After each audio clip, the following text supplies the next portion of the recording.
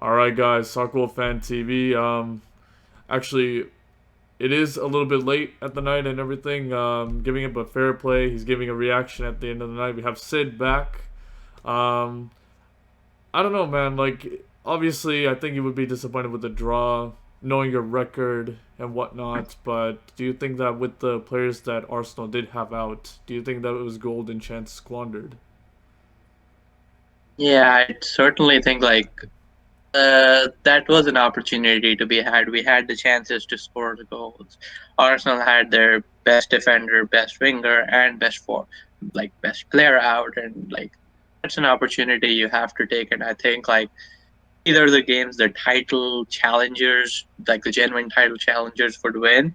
This is these are the kind of games that are the differences between making a genuine title challenge or finishing a few points behind. And I think we're not ready for a title challenger, and results like this only goes to show that. Although with our previous record against Arsenal, to be honest, I would take a draw, and I'm not too upset with the draw, to be honest. But I also don't expect us to challenge for the title yet. So taking that into account, I'm not too dissatisfied with the result. I guess it's a result that could have been worse, could have been better. So we'll take it and move on to the next week. Yeah, and we talked about Chelsea's record against the top sides, especially in the top half of the table. Man United in the league haven't won against any of the established top six. Is that a little bit of a worry? Yeah. And is something that you really need to Uh, improve going forward? Yeah, I think that's the next step in our development as to genuinely challenging for their title to be good against the top six sides as well. Like as you said, we haven't gotten a win. We scored one goal and that was a penalty as well, in six games now. We scored one goal in the six games against big six side. That was a penalty and we ended up losing the game 6-1. So definitely improvements to be made, and which is ironic because last year we were in the opposite position that we're not able to do the business against the weaker sides, but we were doing well against the bigger side. I think why that's the case is probably because now the bigger teams are more aware of Solskjaer's game plans to hit them on the counterattack. And they set up more pragmatically, and that's why we're seeing so many nil-nils against Chelsea, against against Liverpool, against Man City, and now against Arsenal. So I think that's the next step that we need to take in our development as a big side to figure out what to do against the bigger sides when they've already figured out what you're going to do. And again, I don't expect a title challenge this year. I think the fact that we're even in the conversation at this stage of the season is a testament to how well we've done. So I don't expect those change everything to fall in place already, but that's something you have to take into consideration and improve in the long run. Like today, yeah, we did have the chances to win. This is not a one-off. One goal, one penalty goal in six games against the top six is definitely not a one-off. So seems like a bigger symptom, but again, I think it's something that's not too big of a concern this season because we are still only in the second full season of Solskjaer as a manager. I think it's something he'll have to work on if we genuinely want to mount a deeper title challenge in the future. Now, obviously, the last time we did do a match reaction was obviously from the infamous. Well, actually, you did do a match reaction for the Arsenal game as well. But the last match reaction you did do Yeah. was one of Ole's worst results. Yeah. Um, After the games that you've been through and whatnot, has your mind changed about Ole, and do you think that you're gonna trust the process and you're gonna completely back him for the years to come? Uh, I wouldn't say I would I would say that yeah, my position on Ole has changed. I am more favorable towards him now as I was to at the start of the season where we didn't have the best of starts.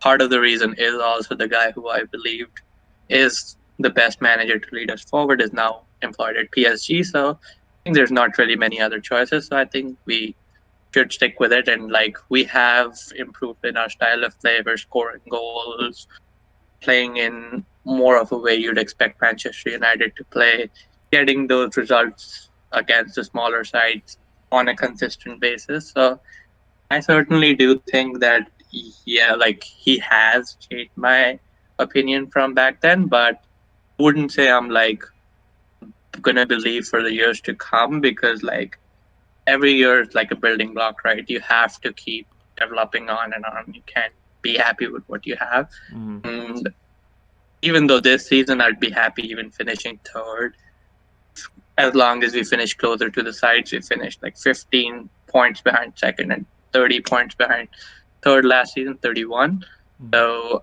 as long as we finish closer, but next season I do expect a closer title challenge, and I think like every season our expectations have to evolve, and Solskjaer does have to keep up with them if he wants to have the backing of the public in the longer term. Okay, I got two questions then. One question is because you still have a little bit of doubt within Ole. One question is, what would it need to take for him to really like get your mind on him being in the long term? And well, okay, let's just start with the first question. Yeah, it's like so, like with managers like Klopp or Guardiola or Pochettino, you see there's a discernible style of play, right? I don't think Solskjaer quite has that yet. I think once like somebody has a set philosophy, it is easier to buy. And like I would say right now, more often than not, we do get bailed out by moments of individual brilliance, often by Bruno. So I think something where a sort of a discernible philosophy is definitely one thing. Again, he's still pretty young as a top side manager, so I don't expect him to have that grit. He should deserve time for that. Mm-hmm. And then we have to like keep up with the timeline. So I think three full seasons is a reasonable time to expect a manager of a top side to mount a title challenge with the resources we have. So like he's shown that he can get us top four. He's shown that he can get us closer to the big sides. Now he has to show he can be at the table with them and mount them off. So I think when he Mm-hmm. does that is when he'll have my total backing, and that's so to say, like I personally was a big believer of Jose Mourinho, our previous manager. That's because he had been there and done this at previous clubs, so that like lends more faith into him. Like that he can do that. I don't know if Solskjaer can do it yet, but like we'll find out. Of course, like he's not going anywhere. We'll find out, and I Mm-hmm. certainly hope he can. So you believe in the philosophy that in general, like a coach, if they want to get into the big jobs, they need to have that certain kind of pedigree before they, like a Yeah. marital thing, right? Yeah, I'm personally not a big fan of this trend of signing no-name managers and signing no-name club legends and throwing them into big positions like a lot of clubs are doing. I think it's too unreasonable to expect these managers to do well. I think Solskjaer actually has done much better than most. We saw one such manager, Lampard, just get sacked a week and a half Mm-hmm. ago. Arteta has been up and down. I do believe that teams should hire managers with big club experience. Like we personally have been burned by signing David Moyes, who did well at a smaller club but couldn't translate to success at a bigger club. His career's been on a downward spiral ever since, except for the West Ham stint recently. So I personally do believe that managers should have big team experience, because that's how you get faith in them. Like I don't know if Solskjaer can be the guy to lead us to multiple titles yet. I knew that Jose Mourinho can, because he's done it at multiple clubs. Mm-hmm. Um, well, I mean, you say that as well. Obviously, maybe it's an old breed kind of thing, but there have been player managers before where they were players and then they went straight into management right after. You look at someone like Kenny Dalglish, for example. Not his second stint, but his first stint with Liverpool was a player Yeah, in the beginning, and then he switched to manager right away because. And I mean, to be fair, it was a great squad at yeah, that time where he had like a winning mentality, and whatnot, inherited from Bill Shankly, Bob Paisley. And I mean, there were other like known players that turned into managers and everything. Well, I mean, company's one of the few that quickly went into a player manager role and well didn't. So, is there a change where you need to have maybe more experience now and like with the whole like media and everything yeah. involved in it?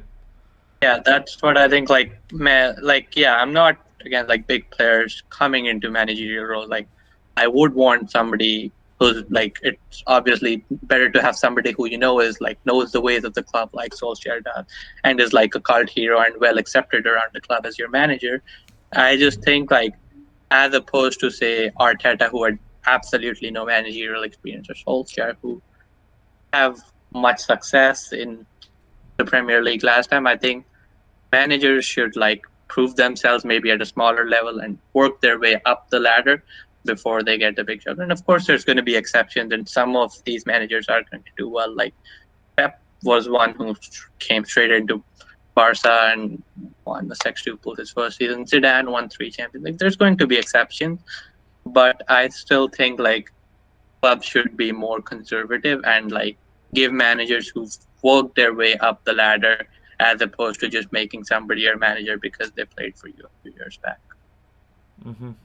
Fair enough. And is this why you have this kind of perception with Arteta as well? Which let me ask a little bit about him. Obviously, it did have that horrible run of I think 5 losses, I believe, in the league. Yeah. But he's now with the young players and everything was able to turn it around. And if I may ask as well, do you think that maybe there is a way within time that Arteta can get it done, or do you think that Arteta is pretty much a side piece that's going to be built for bigger things in the future?